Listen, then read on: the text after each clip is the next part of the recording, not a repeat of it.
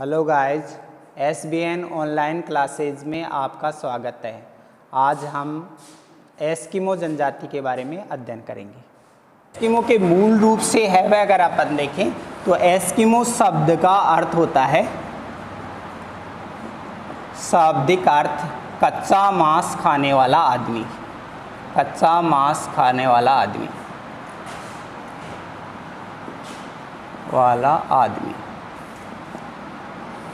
यानी कि ये कच्चे मांस के रूप में है, वह शिकार किए गए जानवरों का है वह उपभोग करते हैं। इस कारण से है वह एस्किमो लैंग्वेज जो में यह एस्किमो के नाम से है वह जाने जाते हैं, जिसका अर्थ होता है कच्चा मांस खाने वाला है वह आदमी। ये लोग है वह मुख्य रूप से उत्तरी अमेरिका में कनाडा का उत्तरी भाग, ये कनाडा का उत्तरी भाग, यहाँ पर है वह बेफिन द्वीप है, बेफिन द्वीप पर रहते हैं। ग्रीनलैंड द्वीप के है वह किनारों के ऊपर रहते हैं। ग्रीनलैंड द्वीप के ऊपर पूरे पर नहीं रहते, किनारों के भागों के अंदर एस्किमो लोग है वह पाए जाते हैं।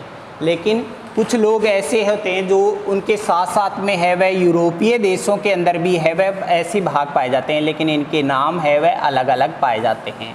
जैसे यहाँ पर है वह स्कैंडिनेविया प्रायद्वीप पर है वह इनको याकूत कहते हैं, यहाँ पर इनको चकची कहते हैं, यहाँ पर इनको तुंगू कहते हैं, और ये साइबेरिया का एरिया यहाँ पर है वह सेमोएड्स कहते हैं, सेमोएड्स कहा जाता है। ये पशुचारक लोग हैं और बिल्कुल एस्किमो लोगों के समान ही ये लोग भी है वह निवास करते हैं। एस्किमो के समान ही ये जनजातियाँ भी है वह रहती हैं, उसी तरह से बर्फ़ के इग्लू वगैरह बना करके अपना जीवन यापन है वह करते हैं।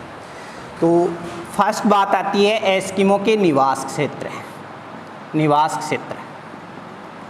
क्षेत्रों में मैंने आपको बताया, यहाँ पर कनाडा का उत्तरी भाग, बेफिन द्वीप, यहाँ पर ग्रीनलैंड द्वीप, यहाँ पर है वह ये याकूत है, चकची है, तुंगू है, सेमोएड्स लोग हैं। इस तरह से ये लोग है वह रहते हैं और ये निवास क्षेत्र लगभग 70 डिग्री नॉर्थ से लेकर के और लगभग है वह ध्रुवीय भागों के अंदर है वह निवास करते हैं।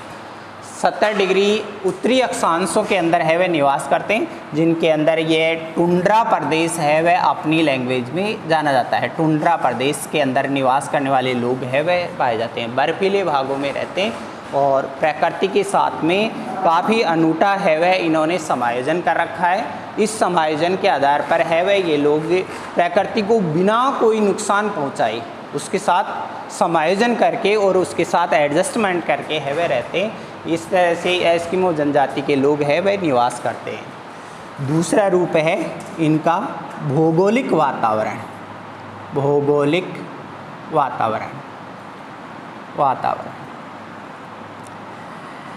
एस्किमो लोगों के अंदर भौगोलिक वातावरण की बात करें तो ये जो पार्ट है यह 60 से 70 डिग्री उत्तरी अक्षांशों के अंदर पाया जाता है। 60 से 70 डिग्री उत्तरी अक्षांशों का मतलब है ये धरती की बहुत ज़्यादा ठंडे प्रदेश हैं। वर्ष के 9 महीने है वह कठोर सर्दी पड़ती है और 3 महीने की मात्र है वह गर्मी रहती है, और 3 महीने की गर्मी होने के कारण है वह कुछ भागों के अंदर थोड़ी सी हल्की सी गर्मी होती है और बाकी समय है वह ठंडे के रूप में है वह रहते हैं। तो इस वजह से है ये कठोर वातावरण में निवास करने वाली जनजाति है। ये पार्ट लगभग 7-8 माह तक पूरी तरह से बर्फ़ से ढका हुआ रहता है। ध्रुवीय प्रदेश है, ध्रुवीय प्रदेश होने के कारण पूरी तरह से ये प्रदेश है वह बर्फ़ से हिमाच्छादित रहता है। हिमाच्छादित होने के कारण यहाँ पर है वह कुछ घास फूस डेवलपमेंट नहीं हो सकती, वनस्पति डेवलपमेंट नहीं हो सकती, पेड़ पौधे है वह न के बराबर है वह पाए जाते हैं। इस तरह का है वह ऐसा कठोर वातावरण है वह पाया जाता है। यहाँ पर हमेशा तापमान 0 डिग्री सेंटीग्रेड से 10 डिग्री सेंटीग्रेड तक रहता है। गर्मियों में 10 डिग्री सेंटीग्रेड के आसपास तापमान रहता है, सर्दियों में हमेशा 0 डिग्री सेंटीग्रेड से नीचे तापमान रहता है। इस तरह से ये कठोर जलवायु दशाएं हैं वह पाई जाती हैं। बात करें वर्षा की, यहाँ पर ज़्यादातर जो वर्षा होती है वह स्नोफॉल के रूप में, हिमपात के रूप में होती है। तो हिमपात के रूप में होने के कारण यह प्रदेश पूरा का पूरा है वह बर्फ़ से ढका हुआ रहता है। इस भाग में वनस्पति के मामले में है वह छोटे छोटे पौधे उगते हैं। लिचन है, काई है, स्प्रूस है, ऐसे छोटे छोटे पौधे हैं वह उगते हैं। डेंडेलियंस है, एक पीले फूलों का पौधा उगता है डेंडेलियंस। लेकिन आपको आश्चर्य होगा कि ये जो फूलों के छोटे छोटे पौधे हैं ये केवल मात्र 3 महीने की इनकी कंप्लीट वैरायटी होती है। जैसे पौधा उगा और फिर 3 महीने के बाद में है वह नष्ट हो गया, शैवाल वगैरह है डेवलपमेंट होते हैं वो 3 महीने में ही नष्ट हो जाते हैं। बाद में स्नोफॉल गिर जाती है, इस कारण से पेड़ पौधे वगैरह है वह नष्ट हो जाते हैं। तो इस कारण से है वह हिमपात के रूप में होती है। पूरी तरह से ये हिमाच्छादित एरिया है वह रहता है और वनस्पति है वह बहुत कम पाई जाती है। ऐसे कठोर वातावरण में वन्य जीव भी बहुत कम पाए जाते हैं। इन भागों में वन्य जीवों के मामले में केवल जैसे यहाँ पर ध्रुवीय भालू है, ध्रुवीय भालू, रेंडियर ये रेंडियर एक कुत्ते होते हैं जो कुछ स्लेज गाड़ी को खींचने के काम में है वह लिए जाते हैं। कुछ कैरिबो होता है, कैरिबो ये ध्रुवीय हिरण होता है 12 सिंगा की तरह से, और यहाँ पर है वह ये जानवर पाए जाते हैं। कुछ ध्रुवीय खरगोश भी पाए जाते हैं, सफ़ेद खरगोश है वह यहाँ पर देखने को मिलता है। लोमड़ी वगैरह होते हैं, बहुत सारे है वह जानवर। कुछ जानवर ऐसे देखने को मिलते हैं, ये केवल ठंडे प्रदेशों के जानवर रहते हैं और 3 माह में यहाँ पर इनकी अधिकता होती है। और बाकी है वह 9 महीने तक, 12 महीने यहाँ पाए जाने वाला जानवर सबसे ज़्यादा सील मछली है। सील मछली है वह सबसे ज़्यादा है वह यहाँ पर देखने को मिलती है और सबसे ज़्यादा एस्किमो लोग सील मछली का ही है वह उपयोग करते हैं। ऐसे कठोर वातावरण में यह जनजाति वातावरण को बिना कोई नुकसान पहुंचाए उसके साथ समायोजन ऐसे समायोजन करके कि उसका किसी प्रकार का कोई नुकसान नहीं हो, ऐसे समायोजन करके अपना एडजस्ट करके और उनके साथ में समायोजन करके निवास करती है, जिसमें प्रकृति का कोई नुकसान नहीं हो। ऐसे है वह ये लोग निवास करते हैं, प्रकृति को बिना नुकसान पहुंचाए उसके साथ समायोजन करके रहते हैं, उसको किसी प्रकार का कोई नुकसान नहीं पहुंचाते। थर्ड बात अपनी आती है इनकी शारीरिक लक्षण। ठंडे प्रदेश में रहने के कारण उसी तरह के है वह शारीरिक लक्षणों का प्रभाव मानव जीवन के ऊपर वातावरण का प्रभाव है वह दिखाई देता है। इस कारण से ये हमेशा गोरे रंग के होते हैं, ज़्यादातर गोरे रंग के होते हैं और गोल चेहरा होता है, हमेशा हंसते रहते हैं और ज़्यादातर है वह सुडौल शरीर होता है। कदकाठी मीडियम लेवल का है वह कदकाठी होता है। इस तरह के लक्षण इनके पाए जाते हैं। ये काफ़ी साहसी होते हैं क्योंकि ध्रुवीय प्रदेशों में रहना है वह नॉर्मल चीज़ों की बातें नहीं होती, इस कारण से है वह ये काफ़ी साहसी होते हैं, निडर होते हैं, प्रकृति प्रेमी होते हैं और ईमानदार होते हैं। ऐसे ये लोग इनके शारीरिक लक्षण पाए जाते हैं। फोर्थ पॉइंट के रूप में अपन लेते हैं इनके मुख्य कार्यों के अंदर अगर अपन देखें तो ये आखेट करते हैं। इनका मुख्य कार्य आखेटक है क्योंकि कच्चा मांस खाने वाली जनजाति है, इस कारण से आखेट के रूप में ये लोग शिकार करके ही अपना जीवन यापन करते हैं। शिकार करते हैं, जानवरों का शिकार करते हैं और उसको कच्चे रूप में ही है वह उसका उपभोग करते हैं। तो मुख्य कार्य आखेट है। आखेटक के रूप में अगर अपन देखें तो इसके 2 रूप हैं। फर्स्ट रूप है वह बसंतकालीन आखेट और दूसरा है वह रूप इनका पाया जाता है जिसमें शीतकालीन आखेट होता है। शीतकाल के अंदर आखेट करते हैं, उसको शीतकालीन आखेट के रूप में जाना जाता है। और बसंतकालीन है वह बसंत के समय है वह जो आखेट करते हैं उसको बसंतकालीन आखेट करते हैं। बसंत ऋतु यहाँ पर है वह रहती है मार्च अप्रैल मई के आसपास है वह बसंत ऋतु है वह यहाँ पर रहती है। उस समय थोड़ी सी गर्मी है वह अधिक रहती है, क्योंकि नॉर्थ भाग में है वह उत्तरी गोलार्ध के अंदर सूर्य की रूपरेखा है वह कर्क रेखा के ऊपर 21 जून को सूर्य ऊर्ध्वाधर रहता है। उस समय है वह यहाँ पर अधिकतम है वह गर्मी पड़ती है। उस समय को बसंतकालीन रूप कहते हैं। बसंतकालीन इसलिए कहते हैं क्योंकि अधिकतम जो गर्म महीना है उसका तापमान भी 15 डिग्री सेल्सियस से अधिक नहीं होता, 15 डिग्री सेल्सियस से अधिक नहीं होता। बसंत काल के अंदर आसपास की बर्फ़ है वह पिघलती है, पानी बनता है और उस पानी के अंदर है वह छोटी छोटी झीलें बन जाती हैं। वह पानी छोटे छोटे गड्ढों में भर जाता है, जिसके कारण छोटे छोटे तालाब झीलें वगैरह बन जाती हैं। छोटे छोटे पौधे उग जाते हैं, जैसे लिचन है, काई है, डेंडेलियंस है, ये ऐसे पौधे उग जाते हैं।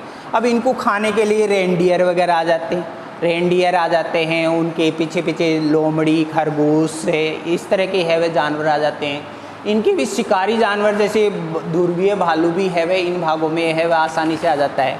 तो इस कारण से है वह जानवरों की अधिकता होती है। इस वजह से इनके अंदर बसंत काल का जो आखेट है वह मोस्ट आखेट है वह माना जाता है, जिसके अंदर है वह ये इनके पास में शिकार की अधिकता होती है। और शिकार की अधिकता होती है, इस कारण से ये बहुत सारे प्रकार के तरीक़ों से है वह शिकार करते हैं। उदाहरण के तौर पर जैसे मान लो अगर तालाब है तो तालाब के अंदर है वह कयाक नाव होती है। कयाक नाव सील मछली की हड्डियों को जोड़ करके ऊपर है वह कवर ढक देते हैं। ये एक तरह से छोटी नाव बन जाती है। ये पहले के ज़माने में है वह अपनी यहाँ पर चड़स के रूप में काम में लिया जाता था। बिल्कुल ऐसी ही है वह नाव होती है, उससे थोड़ा बड़ा आकार हो जाता है, जिसके अंदर एक आदमी बैठ जाता है और जाल या कांटों की सहायता से है वह छोटे तालाबों में मछलियाँ पकड़ते हैं। यह मछली का आखेट है वह केवल जीवन निर्वाह के रूप में होता है, अपना पेट भरने के उद्देश्य से है वह किया जाता है। तो इस तरह से ये लोग शिकार करते हैं। कयाक नाव इसको है वह ये लोग कयाक नाव कहते हैं, कयाक नाव कहा जाता है। कैरिबो है, कैरिबो, कैरिबो ध्रुवीय भागों में पाया जाने वाला हिरण होता है। अब हिरण होता है तो उसका शिकार है वह भालों की सहायता से करते हैं। अब इन भालों की सहायता से भाले भी जैसे रेनडियर है, रेनडियर की रीढ़ की हड्डी है, रीढ़ की हड्डी के आगे है वह कोई नुकीली हड्डी बांध देते हैं। नुकीली हड्डी या सील मछली के अंदर कांटे होते हैं, वो कांटे है वह बांध देते हैं। इसको है वह हारपून भाला कहते हैं, हारपून भाला। और इस हारपून भाले की सहायता से ये कैरिबो जैसे जानवरों का भी है वह ये लोग शिकार कर लेते हैं, भालों का शिकार करते हैं। इसके अलावा इनके नुकीले रूप में हथियार होते हैं, जैसे पत्थर वगैरह होते हैं, तो उनकी वजह से भी ये लोग है वह आसानी से शिकार कर लेते हैं। तो ऐसे बसंतकालीन ये शिकार होता है।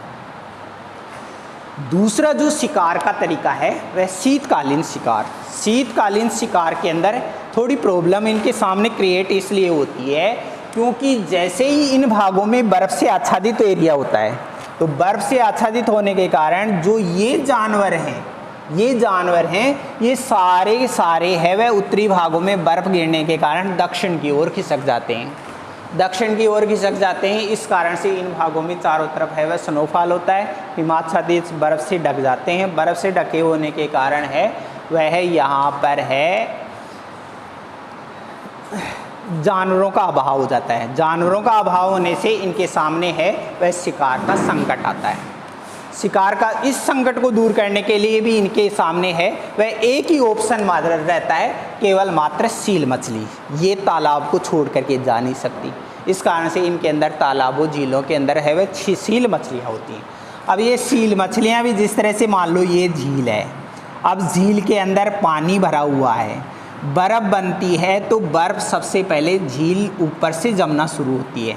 ये एरिया पूरी तरह से बर्फ़ से है वह बन जाता है, लेकिन नीचे का पार्ट है वह पानी के रूप में बना रहता है। यहाँ पर मछलियाँ पाई जाती हैं। ये मछलियाँ अपने शिकार के, अपने श्वास लेने के लिए, ऑक्सीजन की आपूर्ति करने के लिए इस बर्फ़ में छिद्र बना करके रहती हैं, छिद्र बना करके रहती हैं।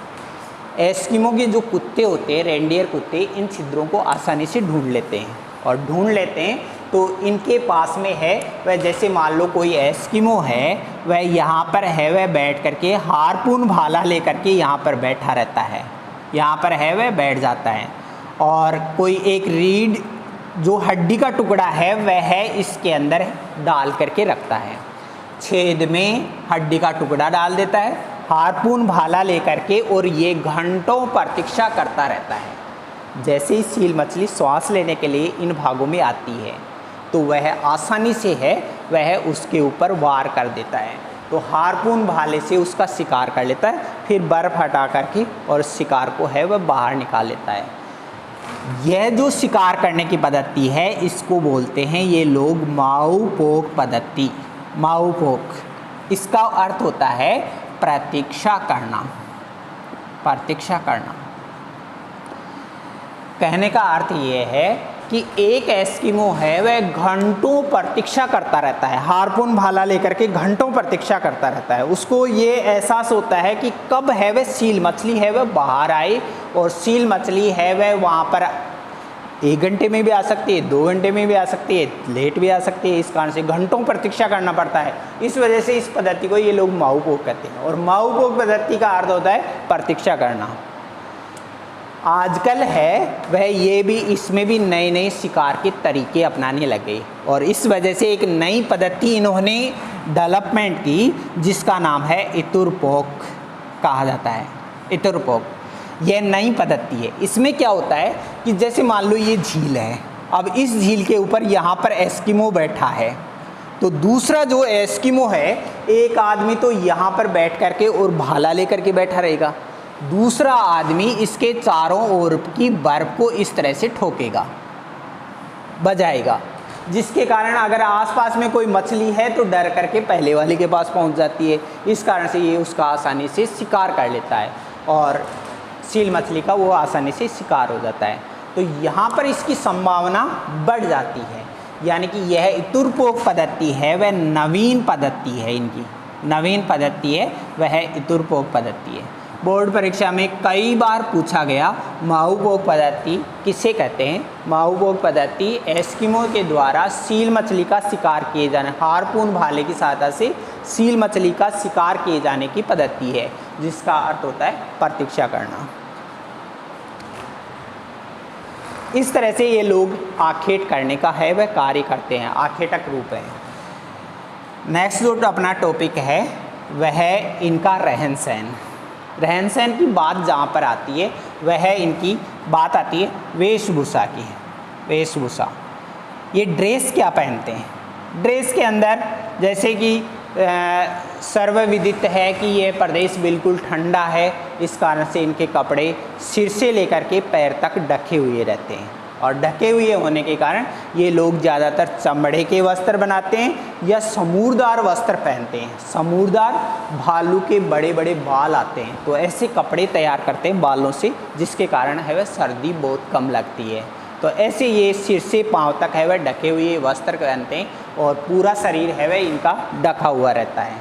इनके अंदर अलग अलग वस्त्र पहने जाते हैं, जैसे पैर के अंदर है, पैर में कार्मिक जूते पहनते हैं, इनको कार्मिक बोलते हैं।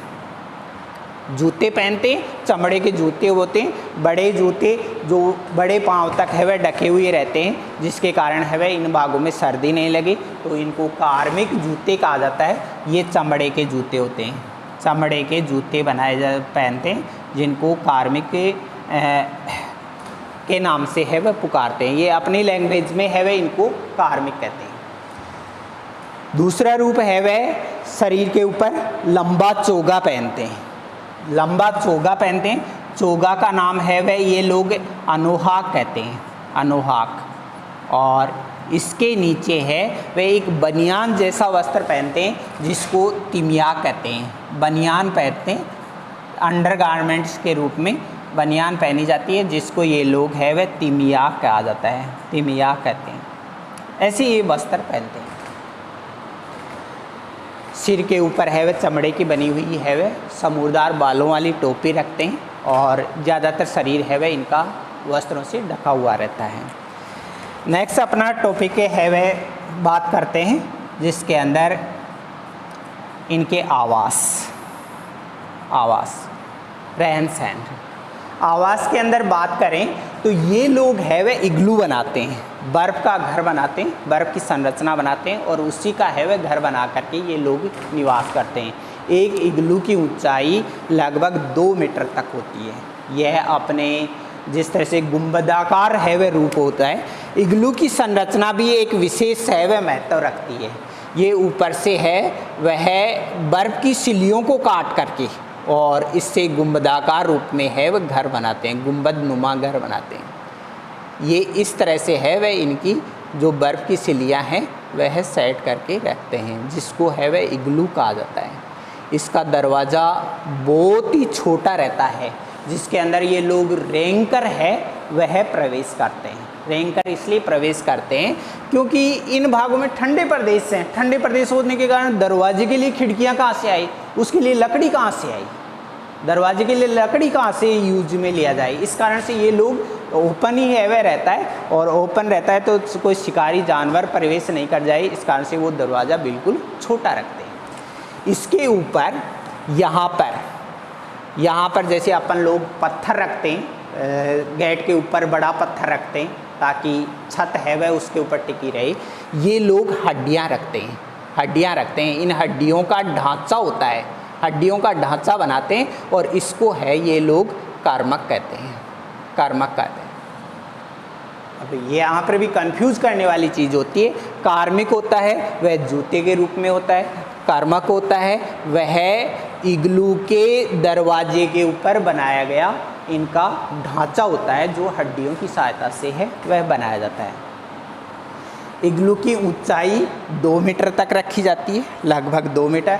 आंतरिक जो भाग है, अंदर का जो भाग है, उसके अंदर है ये लोग चमड़ा का बनाते हैं, चमड़े का आवरण होता है। और ये चमड़े का आवरण बिल्कुल जिस तरह से गुब्बारे नुमा होता है, गुब्बारे की तरह से होता है, गुब्बारे नुमा होता है। इसके अंदर से जैसे ये लोग यहाँ पर प्रवेश करते हैं और यहाँ पर है 1 या 2 आदमी, एक आधा उनका है वह बच्चे वगैरह, 3 आदमियों से ज़्यादा आदमी एक इग्लू के अंदर नहीं रह सकते। अगर ज़्यादा आदमी है तो पास में दूसरा इग्लू है वह इनको तैयार करना पड़ता है। यहाँ पर है ये चमड़े का आवरण होता है, चमड़ा होता है। चमड़े के चारों ओर ये जो पार्ट होता है यह बर्फ़ का बना होता है, बर्फ़ का आवरण आ जाता है। ये बर्फ़ और चमड़ा, इसके बीच में ये हवा भरी रहती है, हवा भरी रहती है।